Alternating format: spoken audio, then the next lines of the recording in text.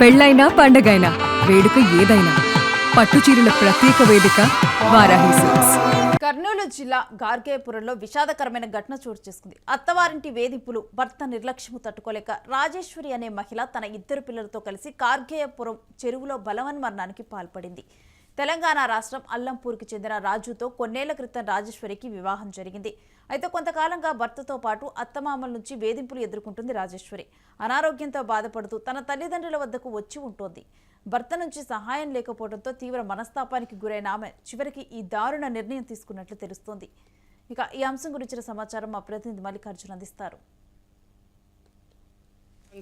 గార్గేపురం గ్రామానికి చెందినటువంటి రాజేశ్వరి అనే మహిళ తన ఇద్దరు పిల్లలతో కూడా ఆత్మహత్య చేసుకున్నటువంటి పరిస్థితులు మనం చూస్తున్నాం. గార్గేపురం ప్రస్తుతం మనం చెరువు దగ్గర ఉన్నాం. ఇదే చెరువు మనం చూస్తున్నటువంటి ఈ చెరువులోనే నిన్నటి రోజున ఉదయం ఇంటి నుంచి గార్గేపురం నుంచి బయటకు వచ్చినటువంటి రాజేశ్వరి తన పిల్లలతో కూడా ఇదే చెరువులో దూకి ఆత్మహత్య చేసుకున్నటువంటి పరిస్థితులు మనం చూస్తున్నాం. ఎందుకంటే ముఖ్యంగా అలంపూర్ గ్రామానికి ఈమెను వివాహం ఇచ్చి పెళ్లి చేశారు. అయితే అక్కడ భర్తతో వేధింపులు ఉన్నాయి. ఈ నేపథ్యంలోనే అది తాళలేక ఆరోగ్యం బాలేక చూపించుకోవడానికి 2 రోజుల క్రితమే ఆమె ఇక్కడికి గార్గేపురానికి వచ్చిందని చెప్పవచ్చు. ఈ నేపథ్యంలోనే తమ తల్లి హాస్పిటల్లో చూయిస్తాను, వెయిట్ చేయమని చెప్పినా కూడా నేను ఇంటికి వెళ్ళిపోతున్నా, తన భర్తకు వెళ్ళిపోతున్నానని చెప్పేసి కూడా బయలుదేరినటువంటి రాజేశ్వరి ఒక్కసారిగా మనం చూసినటువంటి ఈ గార్గేపురం చెరువు ఏదైతే ఉందో ఈ చెరువులోనే దూకి తన పిల్లలతో కూడా ఆత్మహత్య చేసుకున్నటువంటి పరిస్థితి, ఒక హృదయ విదారకమైనటువంటి పరిస్థితి మనం చూస్తూ ఉన్నాం. ఈ నేపథ్యంలో కూడా తల్లిదండ్రులు ఇక్కడికి వెతుక్కుంటూ వచ్చారు. వెతుక్కుంటూ వచ్చిన తర్వాత కూడా ఈ ప్రాంతంలో వాళ్ళకి సంబంధించినటువంటి వస్తువులు ఏవైతే ఉంటాయో ఆధార్ కార్డు కావచ్చు, ఆ చెప్పులు కావచ్చు, వాటిని చూసి గుర్తుపడ్డారు. అప్పటికి కూడా ఎక్కడ వెళ్ళిందో అని వెతికారు చాలాసేపు. అయితే డౌట్ వచ్చి అనుమానం వచ్చేటువంటి తల్లి ఈ ప్రాంతానికి రావటము, పూర్తి స్థాయిలో ఇక్కడ చూసిన నేపథ్యంలో కూడా మొదట ఇద్దరు పిల్లలు కనపడ్డారు. పిల్లలు కనపడిన తర్వాత మొత్తం సెర్చ్ చేసిన తర్వాత కూడా యుద్ధగాలు సెర్చ్ చేసిన తర్వాత కూడా అక్కడ తల్లి శివం కూడా బయటపడినటువంటి పరిస్థితులు మనం చూస్తున్నాం. ఎంతో హృదయ విదారకమైనటువంటి సంఘటన. ప్రస్తుతం సంఘటన ప్రాంతానికి ఎవరైతే రాజేశ్వరి ఉన్నారో రాజేశ్వరి యొక్క తల్లి కూడా మనతో పాటు ఉన్నారు. ఆమెతో మాట్లాడే ప్రయత్నం చేద్దాం. అమ్మా, ఏం జరిగిందమ్మా? ఊరికి అయింది సార్. ఊరు రెండు నెలన్నర అయింది ఊరికే. నా భర్త దగ్గరకు పోతాను, పిల్లల్ని తోలుకొని పోయింది. పోయిన వాళ్ళుంటే ఇంకా తాగొచ్చి కొడుతూనే ఉన్నాడంట. ఇంకా అట్లని ఫోన్ చేస్తూనే ఉండే.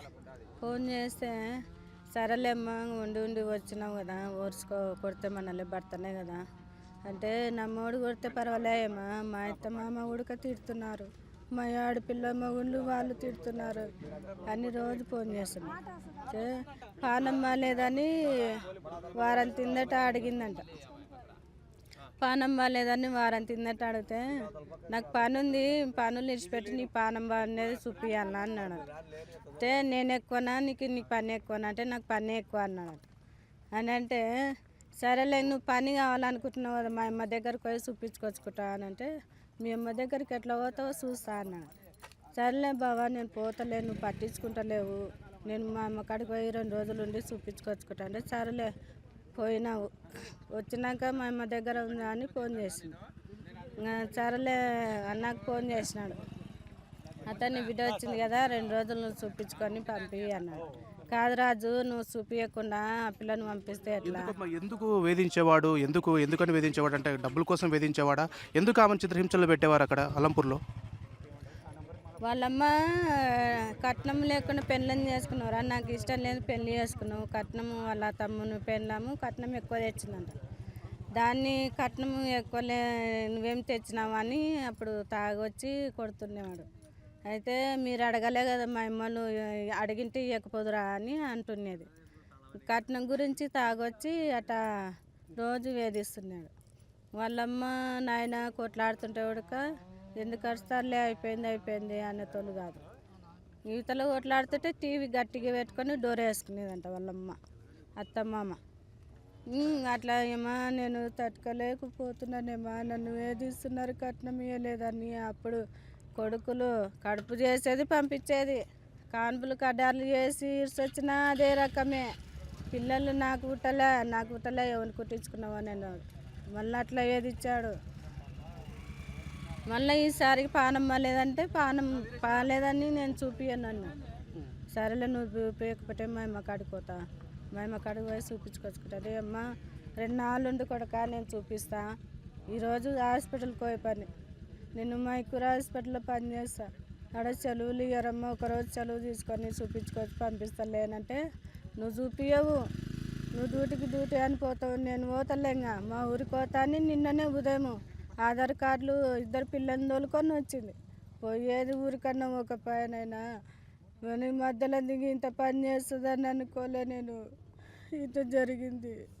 ఏం డిమాండ్ చేస్తావు అమ్మా? ఈరోజు వేధించారు, ఈరోజు నీ కూతురు నువ్వు కోల్పోయావు, నువ్వేం డిమాండ్ చేస్తావు?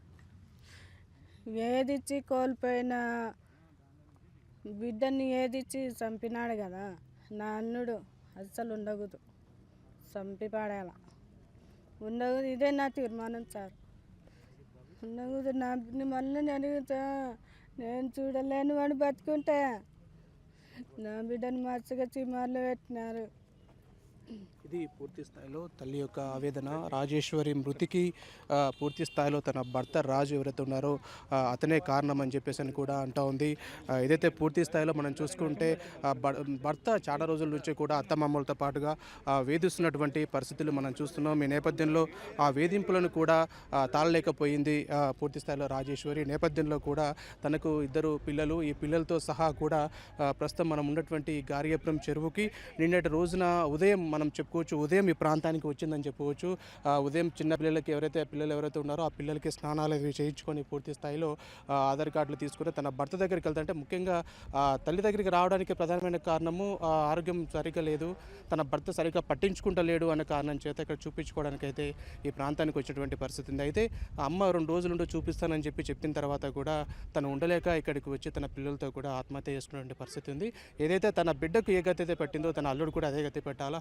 ముఖ్యంగా తన భర్త అదేవిధంగా అత్తమామల వేధింపుల వల్లే ఈరోజు రాజేశ్వరి మృతి చెందిందని చెప్పేసి కూడా వాళ్ళ మదర్ ఆరోపిస్తున్నారు. ఇప్పటికైనా పోలీసు అధికారులు కఠినమైనటువంటి చర్యలు తీసుకోవాలని చెప్పేసి కూడా రాజేశ్వరి మదర్ కోరుకుంటున్నారు. కెమెరా పర్సన్ సూర్యతో మల్లికార్జున్, యూటీవీ, కర్నూలు జిల్లా.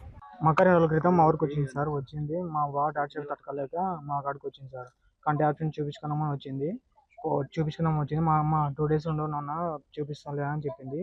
రేపు లీవ్ తీసుకున్నామని చెప్పే లోపల మా అక్క బయలుదేరి వచ్చింది. ఇంకా పోతావా లేకపోతే నేను రావాలంటే పోతలేరా నేను పోతలే అన్నాడు. మా బావ ఫోన్ చేసి ఫోన్ కానీ లిఫ్ట్ చేయలేదు. మళ్ళీ ఫోన్ చేస్తే ఇంకా రాలేదు అని చెప్పినాడు సార్. అందులోపల ఇక్కడ పొద్దున వచ్చి ఇక్కడ చూసే లోపల 7 గంటలకు వచ్చి మా అమ్మ ఇక్కడికి వచ్చి చూసే లోపల బాడీ అనేది బయటపడింది సార్. ఏం పేరు? భర్త పేరు రాజు, భార్య పేరు రాజేశ్వరి. ఎవరు? అల్లంపూరి సార్.